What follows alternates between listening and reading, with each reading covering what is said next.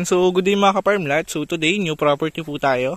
Ayan, bali ang sukat po ng property mga ka-farmlat is 5 hectare. Bali kulang-kulang 5 hektarya po ito. So hindi ko lang agad nakita yung papel kasi una naming pinuntahan yung property nung locator ko. So mamaya alam natin yung saktong sukat niya.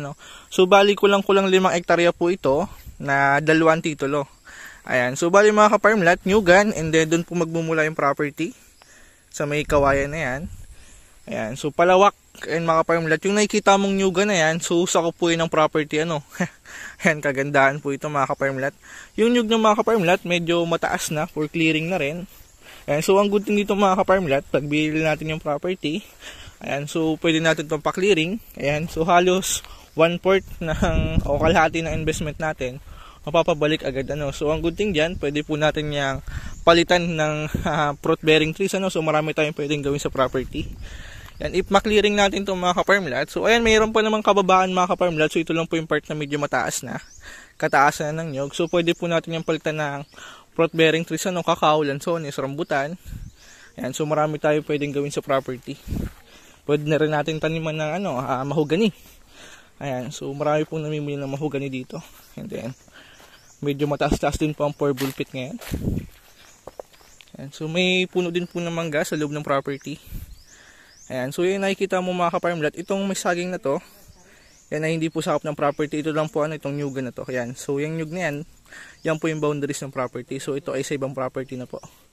Ayan, so bali ito po yung kalawakan niya. Doon mga ka-farmlat, ito po yung part na medyo mataas niya. Ayan, so kababaan pa po ang nyug dito sa part na to. Ito lang po ang kataasan niya. Tumangga. And then may sarili din pong lukaran sa loob ng property. Katabi ng nursery ng Kalawag pala ito. Lupa ng Kasigbay. Lulukit yan ng iba. Lulukit yan ng iba. Ayan. So yun mga ka-farmlat. So ito up lang ito. Kasama pa ito pataas. Ayan. Ayun yung kababaan na yun. Hindi na. Pathway naman baba nun. Pathway din. Pathway. Yung diyan. Ay, dinaanan natin. Pero dikit ba yun sa pathway? Hindi. Oo, dikit. Ayan, so yun mga ka-farmlat, bali dikit po yung property sa pathway. Yun nga lang po, hindi po ito tabing kalsada. Ayan, mamaya ibibideo natin yung daan papalabas. So marami na rin nagtingin. Estimate po natin is nasa 600 meters po ito palabas. Pero pathway naman po ang dadaanan. Ayan, so yung part din mga ka-farmlat, pwede tayo magtayo ng rest house kasi medyo maganda ambience pag nasa taas ka. May overlooking ba sa taas niyan? Hindi. 5 meters lang. Malayo. Sa highway. Mga 500 meters mula highway. Walang ahon. Pantay. Ay, dito may overlooking ba sa taas niyan? May overlooking ba sa taas nito? Tingnan natin. Saan? Ayan, so puntahan natin yung overlooking na part. Bali mga ka-farmlat, ito po yung lukaran ng property. So dito po nila dinadala yung nyug tuwing harvest. And then dito nila sinasalang kinokopra bago ibenta. Ayan. So tingnan po natin yung sinasabi na overlooking na part. So dito mga ka-farmlat, may pwede pong i-develop din na kalsada. Ayan na. So i-develop lang. So mula Barangay Road is nasa 500 meters daw po pero pantay. So pwede natin gawing kalsada. And then may right of way naman po ito. So kanina ang dinaanan natin pasok ay pathway. So yung pathway naman po ay 1 meters. Medyo malapa din naman. So i-video ko po mamaya sa huli ng video. Papakita natin. Ayan. Yan, kagandahan po nyo dito mga ka-farmlat. Yun, may langka din. Ayan. So tamang-tama itong mga ka-farmlat. Kung mahilig ka mag-alaga ng hayop, pwede tayo mag-alaga ng livestock. Baka, kambing, baboy. So sa baka, napakaganda po ang baka dito. Ayan. Pag nilagyan natin doon ng baka mga ka-farmlat, so mapapanatili natin yung pagiging carabao grass ng property. Ayan, kababaan pa po nyo dito. Ayan. Sukatan natin. Medyo hinihingal ako So mula Manila mga ka-farmlat, kung para Manila ka, is nasa around 4 to 5 hours drive po ito from Manila. Ayan, so mula National Highway naman, magdadrive po tayo ng almost 10 minutes from National Highway ng Manila to Bicol. So dila pa yan, tol? Oo, yan. Tapos ito tol yung pwedeng gawing kasada ng ito. Ito? Oo, pantayin nga patas. So yun mga ka-farm lot, bali ito yung flat area ng property na sa taas. So pwede po natin yung gawing kalsada, no? Mga 500 meters po yan mula Barangay Road. Ayan.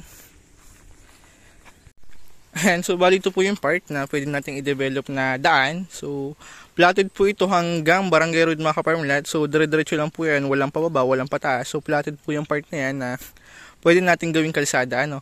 So may right of way naman po ito. And then ayun mga ka-farm lot, aside dun sa mga namumunga na, meron siyang bagong tanim na nyug, ano? Ayan, so may mga bagong tanim po ito na para if dumating yung time na for clearing na to, so may kasunod na po agad siya, no? So yun po ang nakakatawa dito sa property. Ayan, yung baba na yun mga ka-farm lot, dala pa po yun ng property. Ayan, kaya itong part na to, ay no worries po, ano, kung bumaha, hindi po ito abot ng tubig kasi medyo mataas tong part na to. Ayan, so yung property mga ka-farm lot is may hili siya, and then may platted naman po itong area tulad ng nasa baba, ano. So medyo platted naman po yan, mamaya bababain natin. Ayan, so dito halos kababaan pa po ang nyog mga ka-farm lot. Yan, napakaganda po nitong part na to at yung baba na yun, ano, so bababain natin. Platted po yan.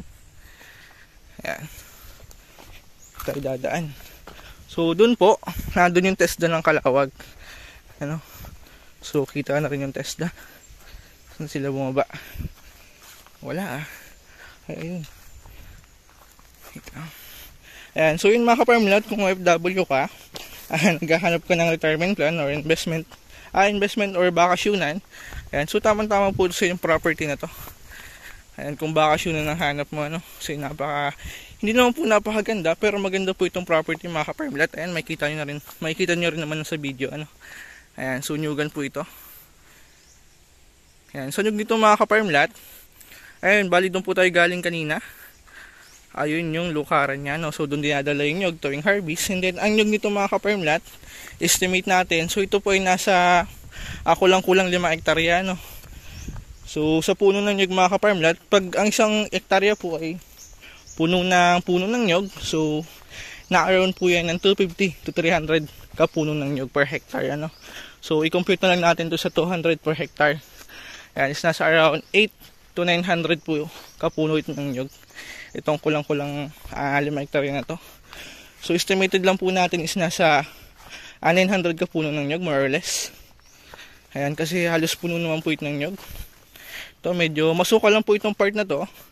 Pero ang kaganda dito mga ka-farm lot, yung damo niya ay mabilis lang hawanin.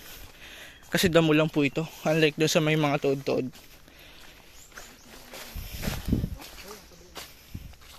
Saan yan? Yung kabila na yan? Yung crossing na yaw. Crossing yan. Ito ka lang dadaan ng kasada. Ay, yung crossing. Oo, yung may karsada. Crossing yan pala. Ayun yung boundaries niya. Okay. So, yun mga ka-farm lot, bali ito po yung crossing ng Barangay Road. So, dito tayo pwedeng kumuha ng right of way. Ayan, then pwede natin i-develop na kalsada, no, para makapasok yung sasakyan sa property. Ayan. So, sa ngayon ay daan tao lang po. Kasi patuyan daan papasok sa property, ano. So kung gusto mo ipasok yung sasakyan, and so may right of way naman, pwede natin i-develop yung daan, ano, para ay babayin natin daw tol yung babae. Pwede yung babayin yun? Yung pantayan dun? Maganda eh. Ayan. So bali ito po ay 2 titulo mga ka-farm lot. Nauna lang natin i-video yung property, so mamaya alamin natin yung mismong sukat niya, no? And then ilalagay ko na lang po sa mismo sa description ng video. Ayan. Bayin natin.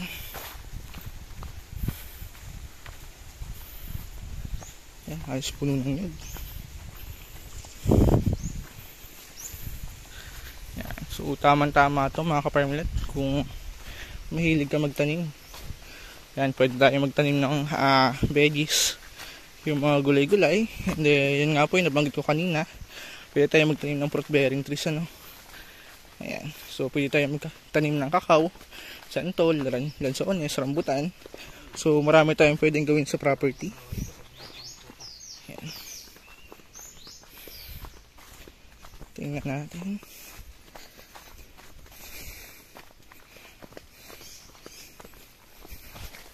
Nakakailang ano pala to tol? Buo ng nyug. Bunga? Oo. 6,000. So, ibig sabihin, may 1,000 puno ito ng nyug. So, may higit pa. So, yun mga ka-farmlat, bali nakaka 6,000 kabuo po ito ng nyug tuwing harvest. Ayan. Magkano ba ang kilo ng nyug ngayon? 4. Sa Lukad, medyo mura po ang nyug ngayon dito mga ka-farmlat. Puting kalabaw. Ngayon nakakita nito. Puting kalabaw. So, medyo mura lang po ang nyug ngayon kasi 4 pesos lang per buo, per kilo. Pero sa Manila ang mahal, di ba? So, ang kagandahan ng mga ka-farmlat, so yun, kung business minded ka, pwede tayo mag-business, pwede tayong mamili ng nyug and then i-deliver natin sa Manila. Kasi dito sa Quezon mga ka-farmlat, tulad niyan sa ngayon, medyo mababa po ang value, so 4 pesos lang. Sa Lukad naman, or Copper-Rice, 23 pesos per kilo. Ayan. So, ito po yung baba ng property mga ka-farmlat. Ito yung dating rice land? Dating tubigan to? Hindi. Oo. Dati ito. Ayan. So, ito po yung dating tubigan mga ka-farmlat. Na ngayon, di na po nag-ooperate. Pero pwede rin natin buhayin if gusto mo mag-rice land. So, pwede natin i-develop ulit. So, itong kabila, dala pa? Ay, itong kabila. Sakop yan. Yan. So, dala po yun mga ka-farmlat. Yung buong nakikita mo na yan. So, sakop pa po yun ng property. Hanggang dyan sa taas na yan. Yan. So, ito lang po yung part na bakante niya mga ka-farmlat na walang tanim kasi ito po ay dating rice land. So, yun mga ka-farmlat, kung may naisip ka na po yung gustong itanim, so, tamang-tama po yun dito sa part na to. Ayan. So, napakaganda rin magbakahan dito. Ganda. Ikot natin. Ayan, ito po yung platted na part ng property mga ka-farmlat. Kasi po ito ay dating rice land, pero ngayon matigas na po yung lupa niya, hindi na malambot. So, napaka ganda rin po nito. Maganda rin po ito mga ka-farmlat. Ayan, so mamaya i-video natin yung daan palabas ng property. So, anong puno yun, tol? Anong puno yan? Bangkal.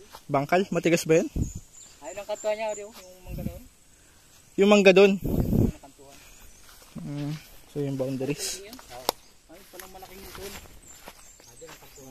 Ay, yung mangga na yun. Yung malaking mangga doon. Ayan, so yung mga ka-farmlat, yung nakikita mo puno ng mangga na yan. So, yan po yung boundaries ng property. Ayan, so, putin natin. So, kasama po ito. Ayan, dala pa po ito ng property mga ka-farmlat. Pero yung rice land na yun, yung may tanim, so hindi na po sakop ng property. Ayan. May kalabaw. Kung mahilig ka mag-alaga ng hayop, tamang-tama po ito sa livestock. Pwede tayo mag-alaga ng baka, kambing. Baboy sa baboy mga ka-farmlat, kung 20 to 30 heads, so pwede po tayo mag-alaga niyan, backyard. Pero kung 100 heads pataas, so need po natin ng suning permit. Ayan. Ito, liguan ng kalabaw. Pwede kami fishpan niya. Fishpan? Oh, yun, fishpan. Ayun mga ka-farmlat, ito po ay medyo bukal din na hindi naubusan ng tubig. So, pinaliliguan lang ng kalabaw.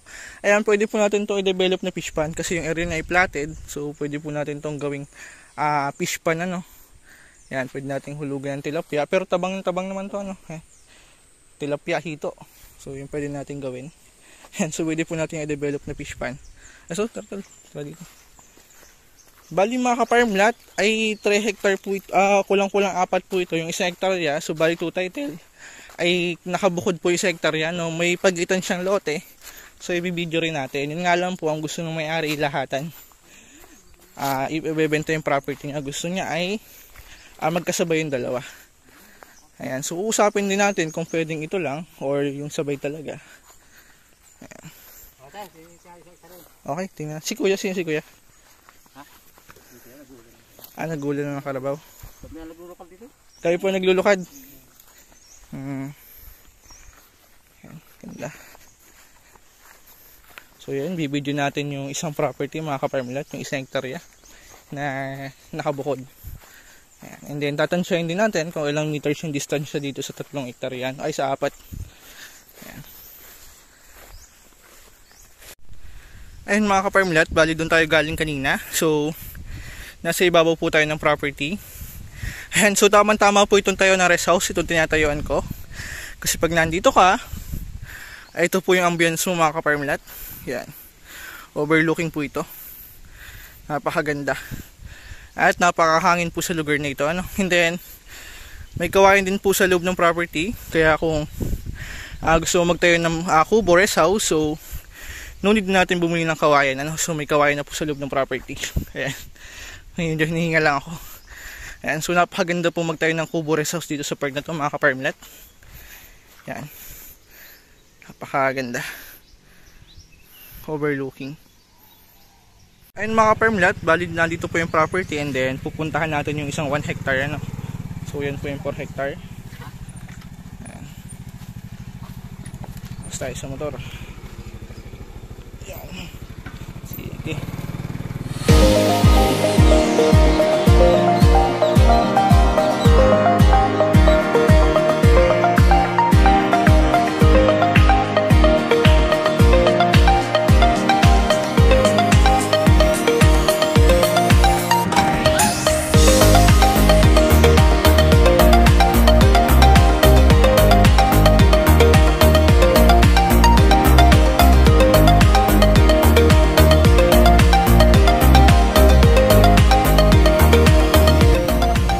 Dito tayo.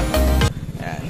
So malapit lang. Bali yan mga ka-farmlet, ito po yung isang 1 hectare na binebenta. Pupuntahan natin. So ito lang. Yung helmet ko. Helmet. Ayan. So bali ito po yung daan mga ka-farmlet, papuntang National Highway. So papupunta tayo ng property, ito po yung dadaanan natin pathway, ano. Ayan. So 1 meter po ito. Ayan. So pwede naman po ating i-develop na 3 meters para at least kung may sasakyan ka ay makapasok po sa property. Bali ito po yung school ng elementary mga ka-farmlet.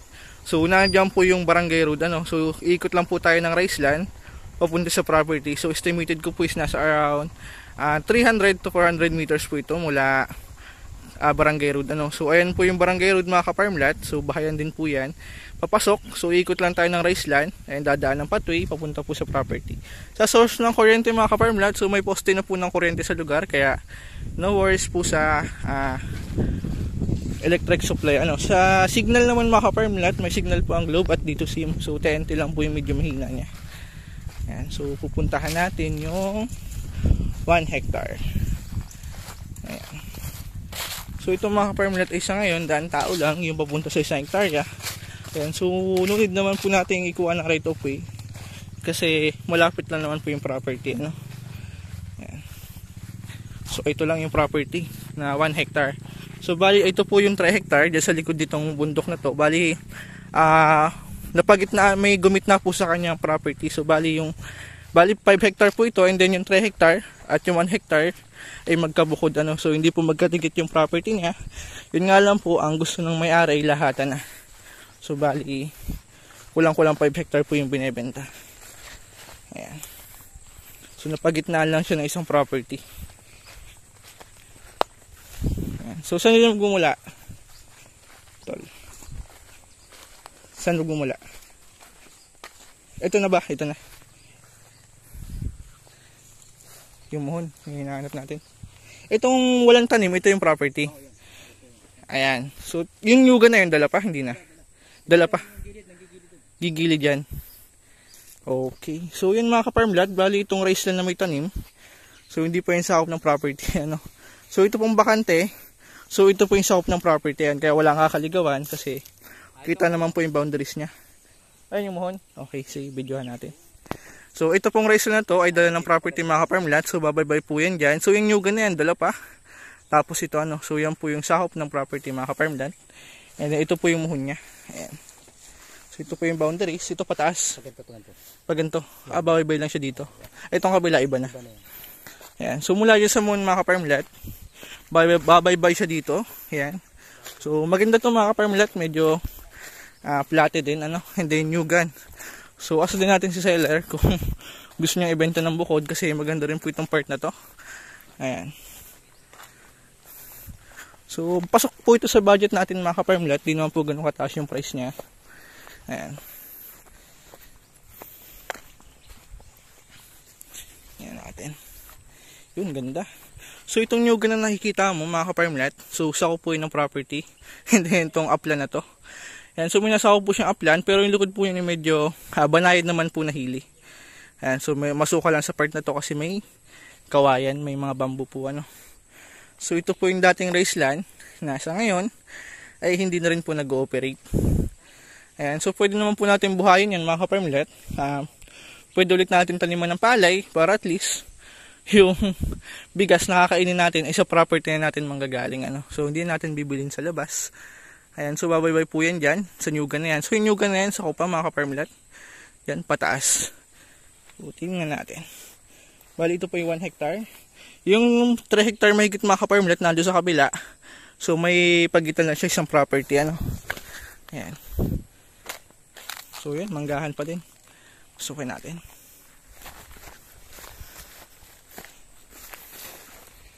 Ayan. Medyo malinis naman po ito isang property na to. And yun lang yung part na malago ang damo kasi yun po ay may mga kawayan kaya medyo madamo siya. And so malinis naman po sa part na yun. Yun mga kaparmlet ay medyo platted yung part na yun. Yan. So maganda po ito. Yan. So dito mga kaparmlet, babaybay lang siya sa nyug na to. Pag ganun. So itong kabila sa ibang property na. So ito lang po yung nasakop natin na part ano. Yan. Pag ganyan. Paikot. Yan. So bali ito po yung 1 hectare. Yan. Yung napakaganda mga kaparmlet. Dalawa yung property mo ano. Ito yung mas malapit. Ayan. So pwede natin yung taniman. So yun mga kaparmlet, ang kagandahan dito, malawak yung part na pwede mong taniman. Kasi yung property sa kabila, kung napansin mo, medyo slope siya. Ang slope po mga kaparmlet ay mas malawak yung area niya kumpara sa pantay ano.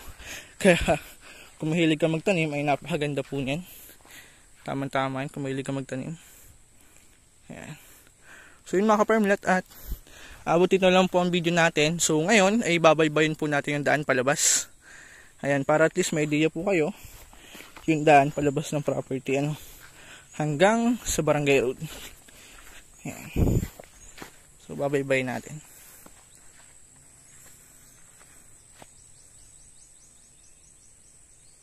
Ayun mga kaparmlet, bali dito po tayo galing sa 1 hectare sa property, and then ibibideo po natin yung daan palabas hanggang barangay road ano.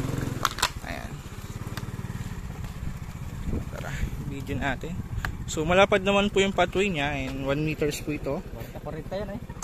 Ito, itong pathway. Ayan, so tara. Let's go.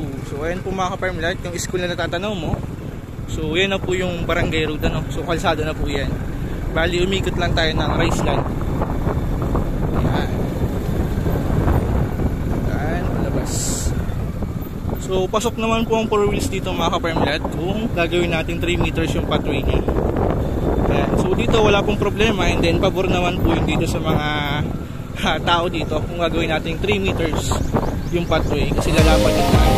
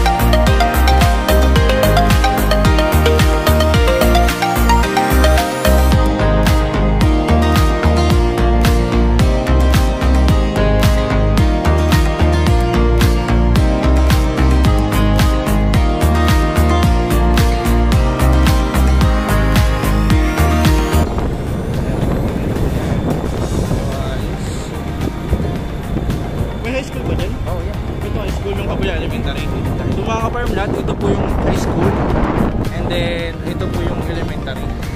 So live and right lang po yan. Ayan, kung may kids ka, walking distance lang po sa property ng school. So napakalapit lang. Kahit bilhan mo lang ng e-bike, so oo, hindi na magko-commute. So nandito lang din po yung barangay hall property. Bayan dito ano.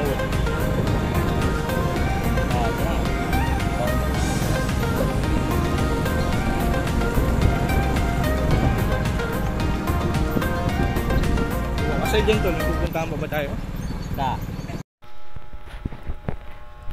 Ayan, so idea lang mga ka-Parmlat. Bali, ginoogle map ko po yung property.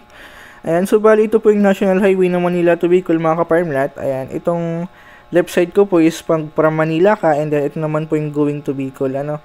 So yung property po mga ka-Parmlat is nasa left side ko pag from Manila. Opo. So ayan, so magdadrive lang po tayo sa Barangay Road ng almost 2 km. Papasok sa Barangay Road, and then ito na po yung property mga ka-Parmlat. Ayan, so ito po yung barangay hall ng barangay, and then may high school at elementary school po dyan, kaya kung may kids kayo nag-aaral, ay walking distance lang po sa property, ano, so may school po dito, and then barangay hall na, andyan lang din.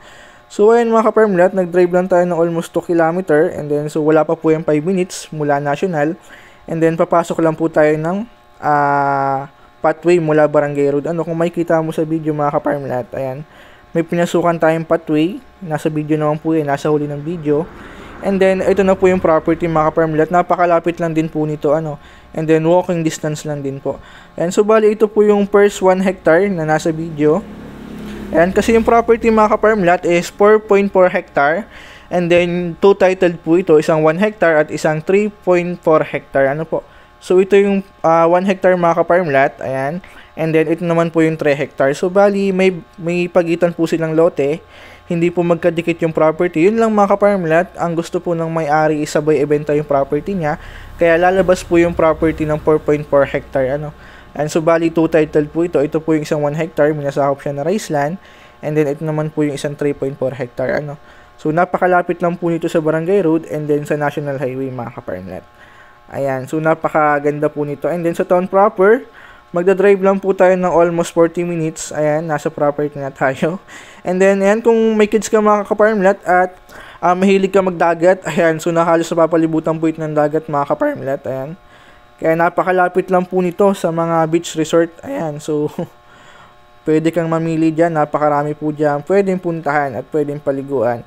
And then, malapit lang din po ito sa dinadayo dito sa Calawag na Pulong Pasig. So, white sand po yan mga ka-Parmlat. So, white sand bar po yan. Na isa sa dinadayo dito sa Calawag. Pwede mo ring i-search sa social media, Facebook. Ayan, Pulong Pasig, Calawag, Quezon po yan. Ayan.